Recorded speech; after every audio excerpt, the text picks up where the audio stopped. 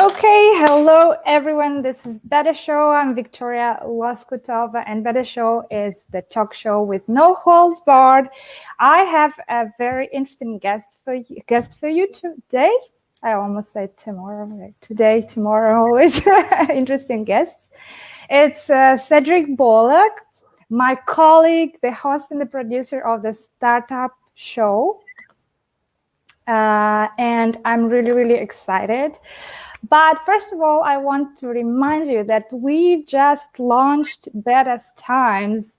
It's the first ever publication with social network for digital nomads. And we are really, really excited. If you haven't checked that yet, go to besttimes.com, check it out, register, same like you do on Facebook, and you can add your stories like on Medium. Yeah, and the style is likewise, but we are really, really authentic. You can check it in our guidelines. And so I'm adding Cédric to the stream. Hi, Cédric. Hello. Hello, Victoria. How are you? Good to see you. Good to see you too. I'm really good. I'm in Portugal. It's warm, but it's raining and a little bit gloomy. Where are you? Well, at the moment, first of all, thank you very much for having me. I really appreciate it. Today, I'm actually here in Zurich. I've been here since March. We were actually in America, like at the end of the last year. Then we were in Israel. And since then, like probably a majority of us, we got stuck here in Zurich. We had a lot of travel plans to go to Israel a few times and a few other countries here in Europe. But again, like so far, we enjoy the summer in Zurich. That's nice. Yeah. Who doesn't know what to I don't know. I'm really happy to have you here, and it's very interesting and a special chat for me because we are colleagues, and you have your talk show too. And I really want to ask you a lot of questions. How you do this? Where did you start? So tell us, please, about the startup show. Where did you start? Why did you start it? And all around that. Sure. I mean, let me get started first, kind of like what Global Tech Books is as we know it today. So we want to provide like a powerful and digital stage for startups and investors. And the big idea behind it is to really share meaningful connections that happen through these conversations that we have online. And this is the core of what we do. And like now when you ask me, like, where does this passion come from? Well, I've been, like interested in tech from a very, very young age. I've been hearing stories from my parents, like how from a very young age, like I always needed the latest gadgets. And I guess like that kind of like manifested itself in like kind of like what I do today, that I like to be at the edge of the future by talking to like inspiring entrepreneurs, but also like investors who really see kind of like the broader picture of where we're going. As I believe, like you have the private markets where really a lot of innovation is happening. That's kind of like where the root lies of my passion. Now, the way I decided to pursue that is really like by having conversations, and it started very early on, having conversations with CEOs and founders of companies that I felt have a big potential of becoming successful. So since I started about 3.5 years ago, we produced over 600 videos in all kinds of various formats, where always the core is a person like with a people insightful conversation with insights about the topics of startups and innovation and venture capital, where it's all about like what are the people working for the tomorrow, what are they trying to change, where would they like to have an impact, and how can, let's say, a little bit of media exposure through our channels hopefully help them to grow faster. That's interesting. I already have 3 more questions for you. But yeah, I'm also fond of innovations and tech and digital, and I am really inspired by people who are creating enormous, incredible things today. And what do you think is going on now in the startup ecosystem, and how the investors act? Because the economy goes down, it's like a little bit, and not a little bit, it's shaking a lot. Do you see any like massive changes in startup ecosystems, and what investors tell you? Mm-hmm. I mean, look, I think like it's a very interesting phase. I mean, like when I speak to people who are significantly older than me and have experienced other crises from previous years, and the investor that I spoke to, that there was one investor, he said to me, he claimed to have experienced 8 crises. So that's definitely more than I did.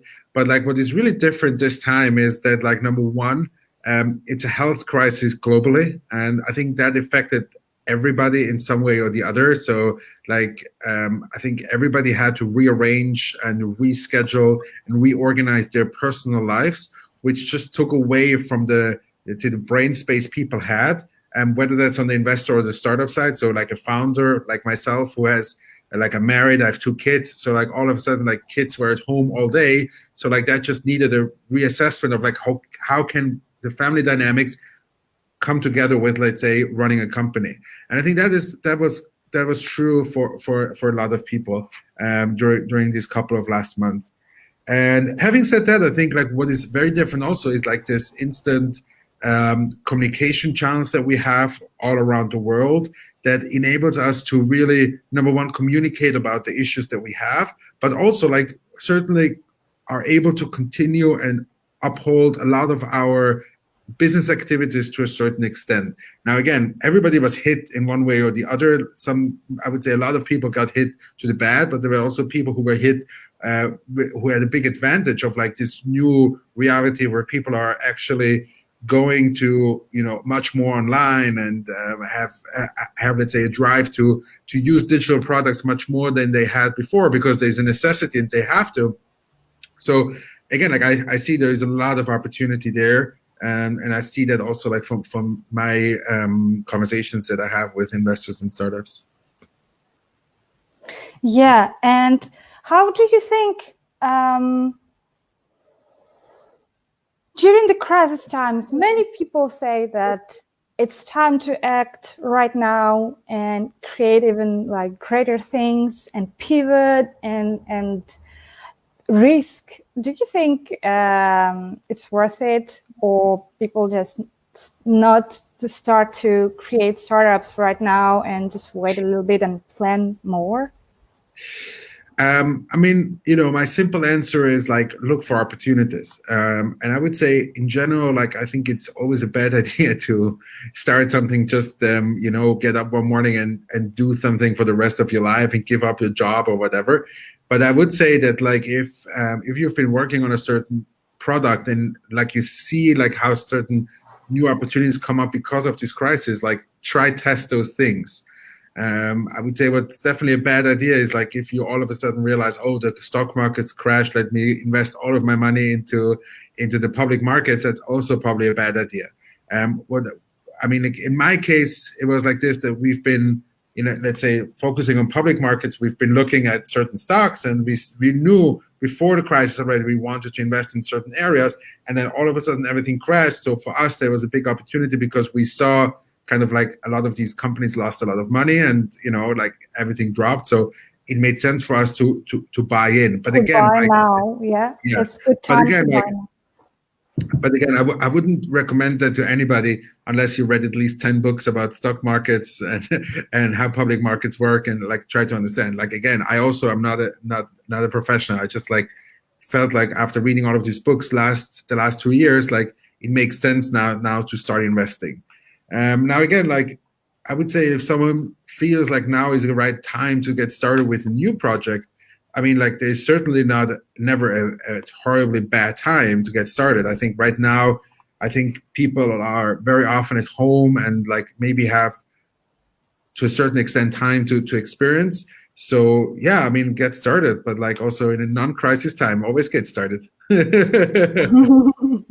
Yeah, sometimes I know people that even in 90s or in 2008 they risked and now in a very good place. So I think if you are smart enough and you grab the big opportunity and you know what to do, it can be a good thing, no?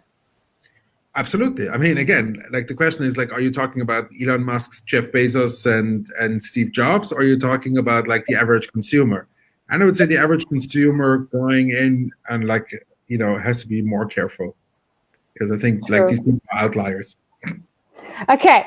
I want to shift to more personal stuff as it's no holds barred.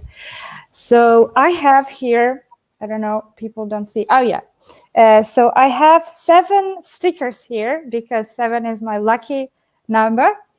And I require you to choose one at a time. And each of them has a question behind them. Sure. So from 1 to 7, let's start. 1. What is your best memory from the childhood? My best memory from childhood. That's a good question. Oh, wow. You didn't expect that for sure. No, I wasn't thinking of it. I mean, like, I was very lucky. I have very, very good memories of my childhood. And I would say like my childhood as a whole, but was very I was very fortunate to have the childhood that I had. And I'm very appreciative to my parents that they enabled us. So I would say the house where we grew up in and, having siblings and my parents and overall being healthy. I think I was lucky to be in a having a childhood that was very, I don't know what the right word is, but it was not so troublesome. I was luckily always healthy. I had semi-good grades. Here and there I failed some classes, but in general, I had a very, very good childhood. So I would say family vacations and Where did you go? We used to go in the wintertime. We used to go to St. Moritz to ski. Do you know this place? Yeah, I've heard. Yeah. Yeah, and you really enjoyed it, I believe. Yeah, I mean, it was beautiful. And you were you born in Switzerland? Yes, I was born and raised in Switzerland, and when I was 19, I went for a gap year to Israel. And from this 1 year, I turned out to be 7 years in Israel. And about 4 years ago, I came back to do my master's here in Switzerland, which I finished already almost a year ago. Nice. Congrats. That's a good deal. That's a good thing. Thank you. Next one. 7. 7. What do you think is important for startup ecosystem right now and why? Make serendipity happen online.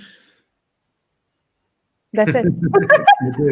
That's a very short answer. Why and what is the best thing to do online now? Events? No, again, to organize another webinar is not the problem.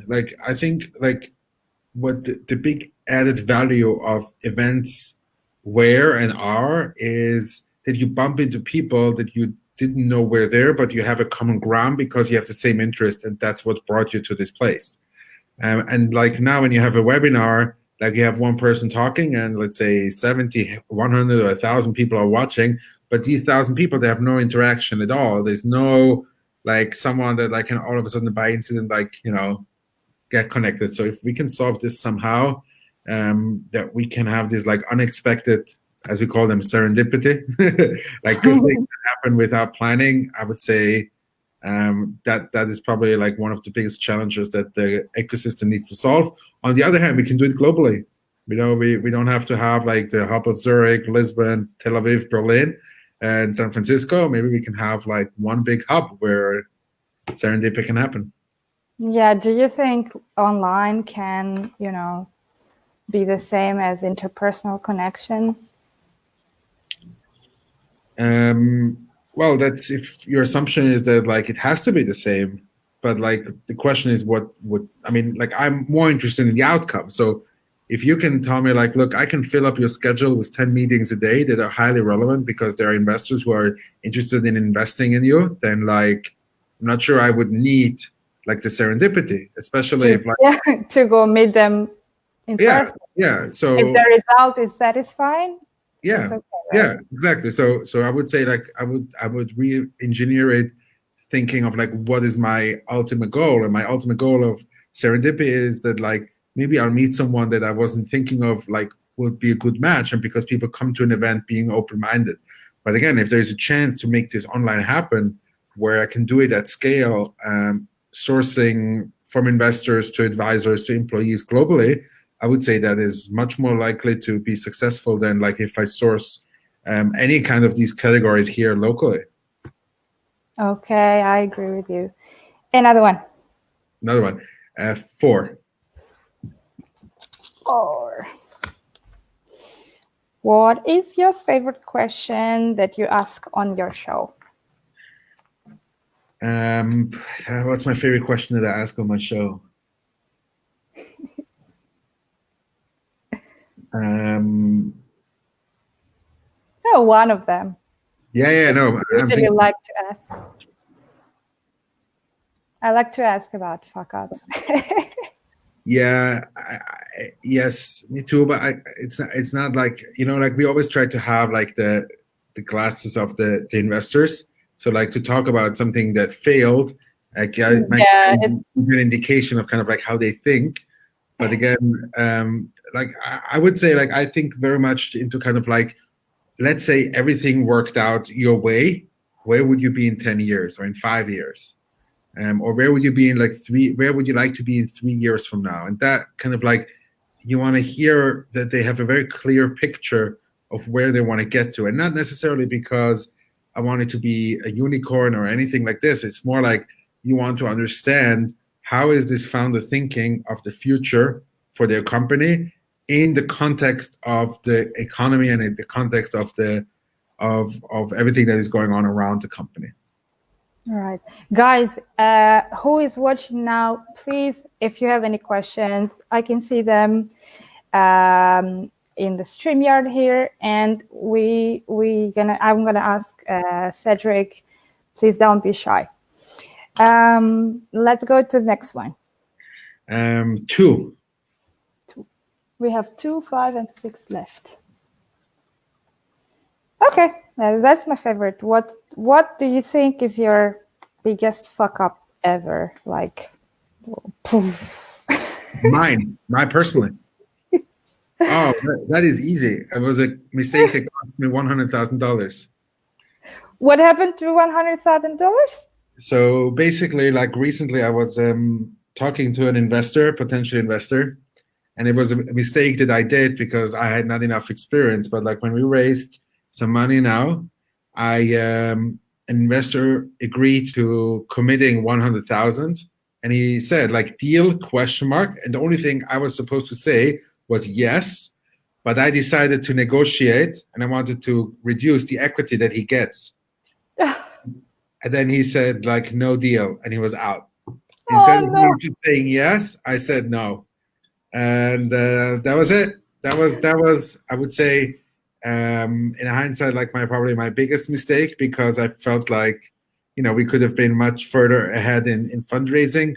But again, like it's okay. I mean, mistakes happen, and I should have just said yes. Instead of using no, I should have said yes. Now, is your advice to other startups, like, if you see, no matter how much is this, don't negotiate, say yes, and then you'll figure it out, right? Or how? No, I would say basically like you have to be clear on like what your terms are. So if you set a certain valuation and this is the term, then like don't try to negotiate the basic terms with every investor. Like this is just the terms, especially early stage. These are just the terms. And now if you want the specific investors, try to come up with like things outside the term sheet to make the deal sweeter for someone than someone else. But like the basic term sheet negotiation deals, they have to be the same for everybody that is investing in the same round. All right, guys, just make notes. I have a question here. I'm going to show it on the screen.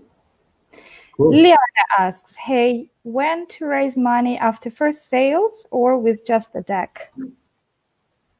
It's a good question. I mean, like you want to answer or should I? You, of course. Okay, so I would say in general, I mean, the question is like always like, what would you like to do with the company? If you want to build your own six-figure business and you want to make like a nice amount of money, then like probably to raise money is the wrong idea. But if you decide like, no, I want to build like a big company where you can pay back investors a multiple of their investment, then I would say it's definitely a good idea to start talking to investors very early on because they want to see progress. So again, like having a deck as kind of like the essentials, you can have that also like day one. And then like just try to meet as many investors as possible. So the moment you say like, okay, like now is the right moment to raise money, that like you already know these people and they have already seen your progress. Now, again, whether you have first sales or just a deck, I think it very much depends how you tell your story of your how do you say that, of your track record. So if you're founding your seventh successful startups after 3 exits and 2 IPOs, then I guess like you can just raise it with a deck and like you will find the money probably pretty easily. And if you are like more kind of like my kind, where you're like just out of finish my master's and we have a company and we want to make it big and we made some early revenue, I would say that is kind of like where I am right now, and that's when I'm raising money. Thanks, Liliana. If you have additional questions, we are here for you. Still have time. Guys, ask questions. We will answer. Cédric will answer primarily, not me. It's all about Cédric today. Okay, so we have two more questions. Yeah, I think 3, 5 and 6. Okay, 5.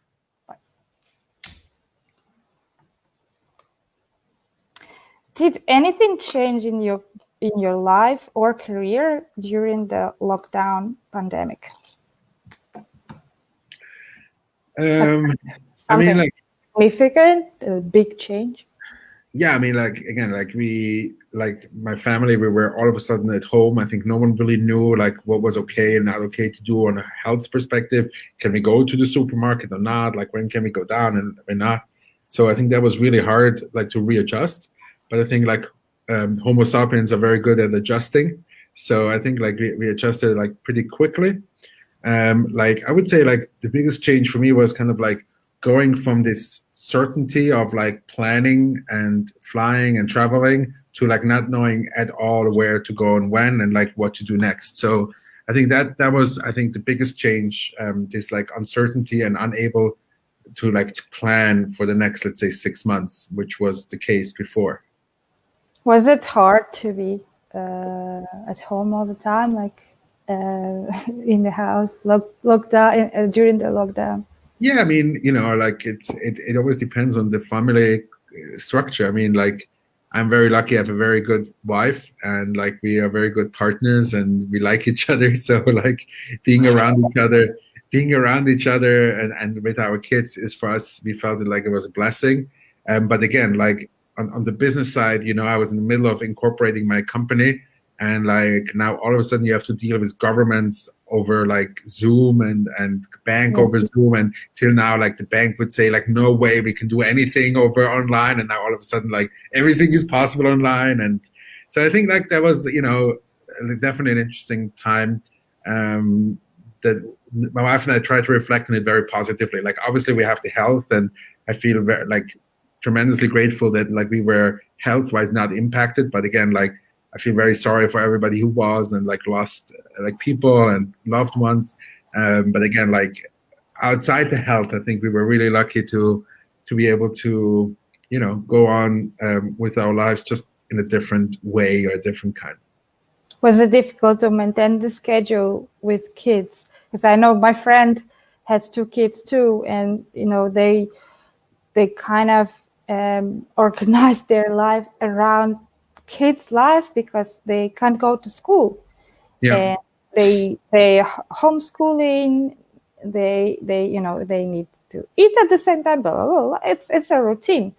Was it difficult, and how is it to build a schedule around family? Yeah, I mean, look, there's not much. No one asked me like, okay, do you want to do that? Yes. You You don't have a no one choice. asked me, do you want to be part of a global pandemic? So again, like, we adjust, and again, like, we like to spend time as a family with my wife and my kids, and so you do what you have to do. I mean, like, to be practically speaking, I'm very blunt. We had to, refunction our bedroom as kind of like half bedroom, half office, and my wife and I switched off between childcare and working. So part of the day my wife was working and I took care of the kids, and then vice versa. Mhm. And while one spouse was working, like, they locked, like, me or my wife, we locked ourselves into the room, into the bedroom, so like, we wouldn't get distracted and we could take care of our things. And then, like, I think we learned a lot about each other. Like, I was more, my wife more like this artsy and like, like, let's paint, let's do art and stuff like this. I'm more like, let's go to the park, let's go there, let's go for a walk. So I guess, like, you get to know each other on a new level that you before just didn't have to even consider. Yeah, I know some couples got married after being like living together like for 3 months after the lockdown. They're like, we can do anything. Let's do it. Let's go get married. Yeah. Yeah. So, what do you think is gonna happen during the next 2 years? Where are we all going? Well, again, like, I probably know as much as you do about this pandemic kind of life, but the only thing I know that the Spanish flu took about 2 years, and that is kind of like the working assumption I work with at the moment. So I assume it's going to take for 2 years, like, for everything to kind of like rebalance and like, for it to really be over, assuming like we don't have another wave, assuming like it's going similar to what we saw in the history books. But again, I'm no expert. That's just my personal working assumption. Of course, And yeah. so again, like, if we're talking about like more than a month, I would say like you're better off by adjusting than waiting. So again, like, for me, like, this is just a new reality, and this is what I'm going to work with, and like, we'll take it from here. Yeah. How about politically with the U.S. elections and everything happening in Belarus and this terrible things that are going on now? I try to stay away from politics as much as possible. So again, like, I don't have like such a strong opinion, and especially not like on the record, because I think like I want to be focused on the future. I want to be focused on startups and tech, and like, again, like this is kind of like where I feel like this is kind of like the topics I can talk about, and Yeah. politics. No, Positive side. yeah, Positive. no, I'm not saying politics is not positive. I'm saying politics is a field that I am not too familiar with it to make general like statements publicly. All right. Last question, number Last one. 4. Oh, what would you? It's like I didn't write it. You know what I mean? It's like, wow. Okay, good question. What would you take to the uninhabited island and why? My family, my family. Now, Or if I you go suppose, alone, what? Sorry, if you go alone, if I go let's alone. imagine. Yeah. If I go alone, well, I guess my phone. I guess my phone there can like access everything that I need. Assuming there's What if food there is no there and Wi-Fi? No Wi-Fi. no Wi-Fi. Oh, now then I'm lost. For me, no Wi-Fi. Nice. Yeah, I guess. No, no, I would. I mean, it depends what kind of like what I would do there. But in general, like, on a deserted island, like, yeah, try to stay connected to the family. As you can see, I'm a very family person. I'm not really like into like remote islands. There So, is no option now to think what would you do alone. You would take a family and you would live happily ever after with all that there is on that island. Okay, you interviewed many people, and I suppose that you also have big takeaways every time. Um, who or what inspired you the most during, let's say, 1 year, the last year?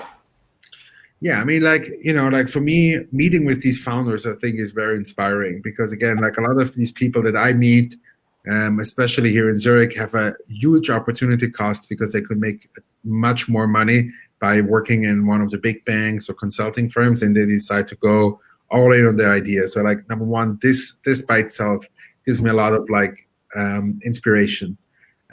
Also, I would say, like, if I have to pinpoint at one person, I would say the person I interviewed, I would say it was like about 10 months ago, was Jean-Claude Biver. Jean-Claude Biver is, he used to be the CEO of Hublot. Hublot is a watch company. I'm not sure if you're familiar with them. I'm familiar, yes. Yeah. But we would like to know more, of course. Yeah, so he was here in my office, in my studio, and we recorded. And this guy is a 71-year-old. So like his spirit of like and like he's a multimillionaire, like money is not the issue.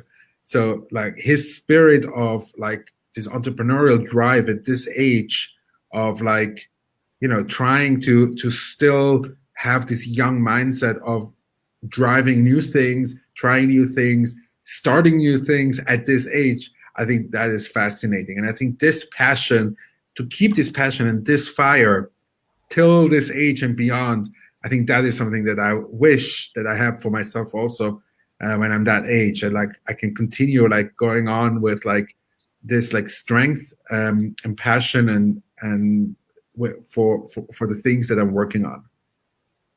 That's amazing. Liliana says, thanks. You're welcome.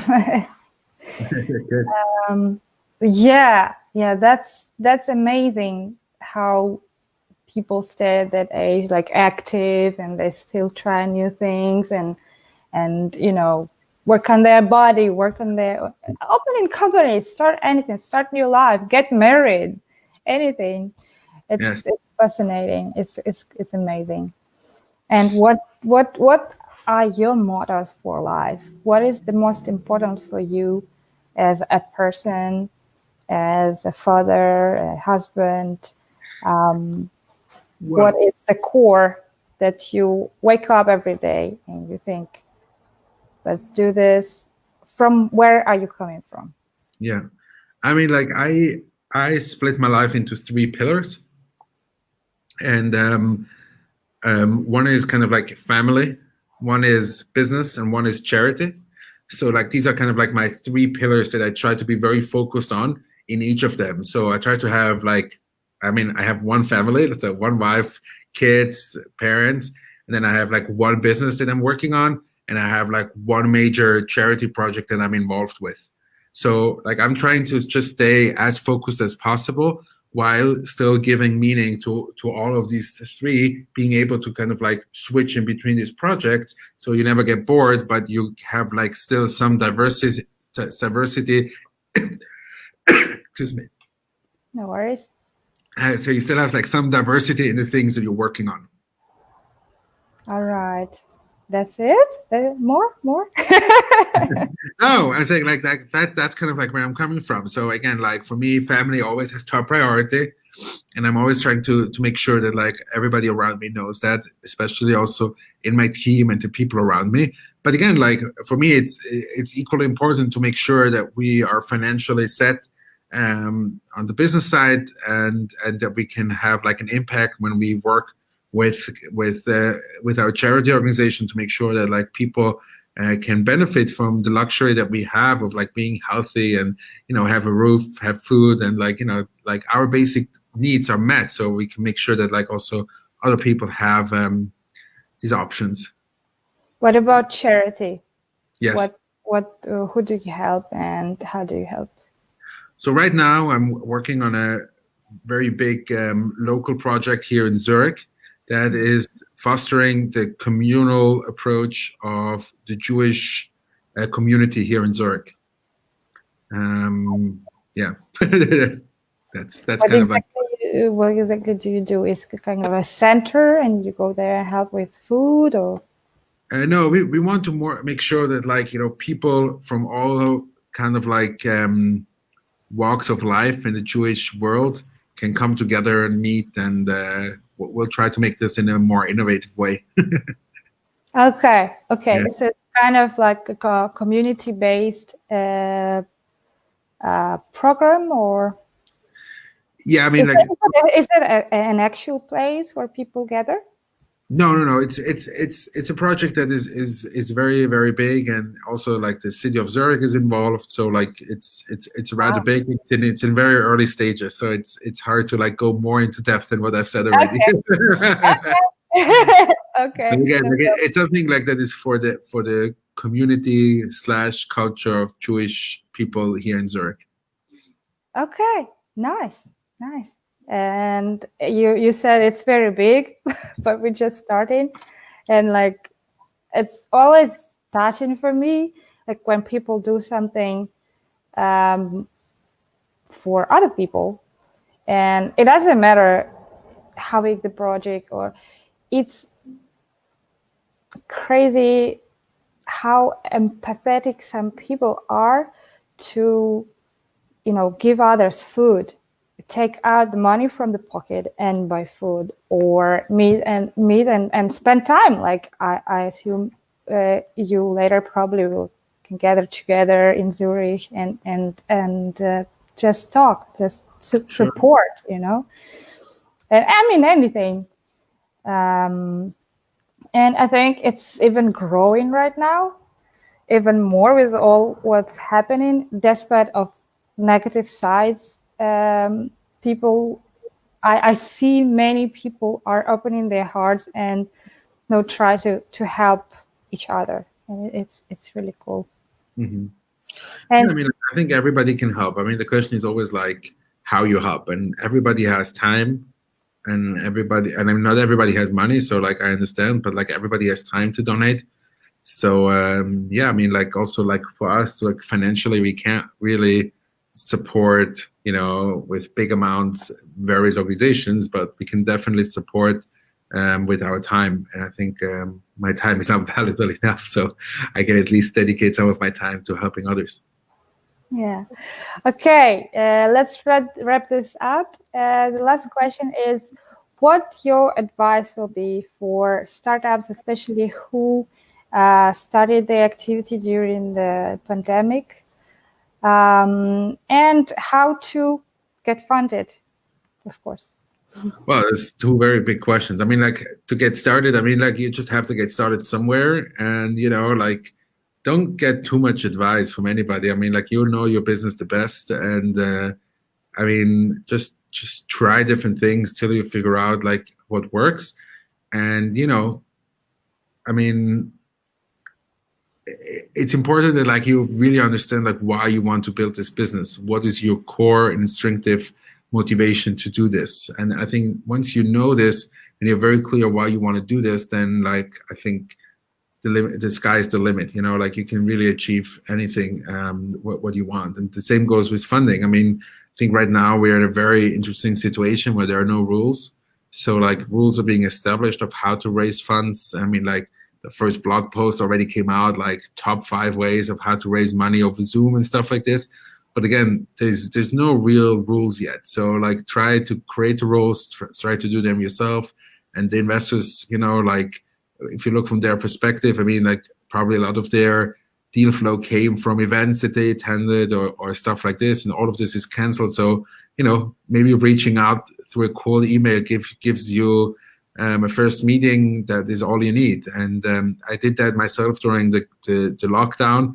I tweeted to a lot of people, and I got about 15 phone calls just from cold tweeting to people, asking for their advice. So that always works, and it's a numbers game. So funding itself is not the real issue. Execution is the real issue.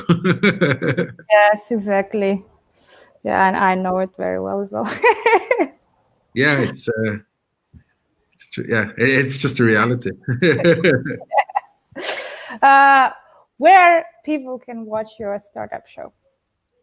So at the moment, like if you go on YouTube and you type in Global Tech Box, you will find like all of our videos from the startup show and various other videos from all kinds of series we have done. We are now currently on hold with the startup show, but what we are doing is a video series about Swiss property tech companies for the next couple of weeks. So stay tuned for this. Very, very cool companies that like work on the bleeding edge of Swiss property tech, anything connected to real estate and construction industry. So this is like very, very exciting. Yeah, sounds cool. That's cool. Thank you very much, Cédric. It was a real pleasure. And I think we shifted between startups and tech, and then like what will you take to the island? So it's kind of was on the waves of different questions here. Thank you for being here. Thank you for your insights, for your time. Well, thank you very much for having me, and good luck in Lisbon or where are you in Portugal, somewhere. Yes. Yeah, thank you. Good luck to you too. And you guys can watch, if you missed this live, you can watch it. It will stay on our Facebook page, Badass Empire, where the live is right now. Also, you can go and go ahead and follow our YouTube channel, Badacity. And of course, it's going to be around social media with the links. Where can you find the show of Cédric, the startup show, and Global Tech Box, sorry. And again, I remind you that you can now be the part of a huge community of digital nomads online. badasstimes.com. Go create your profile, promote shit out of yourself, and of course share your stories. And of course, it's a little bit different from other publications because you can even curse and use slang and be as you are. Check the guidelines and follow them. And I'll see you soon. Better show is over, and see you next Tuesday live here on Badass Empire. Ciao.